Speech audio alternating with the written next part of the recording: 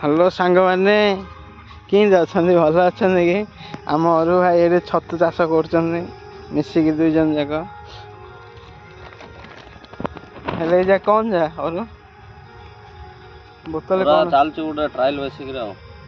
କ'ଣ ଚାଲିଛି? ନଡ଼ା ବତରା ହେଇଛି, ତାପରେ ମଞ୍ଜି ଗୁରା ପକା ହେଉଛି।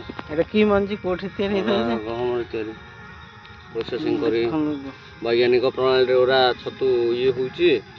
ଦେଖାଯାଉ ଫାର୍ଷ୍ଟ ଟାଇମ୍ ତ କେତିକି କ'ଣ ଆମେ ସକ୍ସେସ୍ ହେଉଛୁ, କେତିକି କ'ଣ ବାହାରୁଛୁ। ଭୁଲ ଭଟା ଥିଲେ କହିବେ ଆମକୁ, ଗୋଟେ ଭୁଲ ରହୁଛି।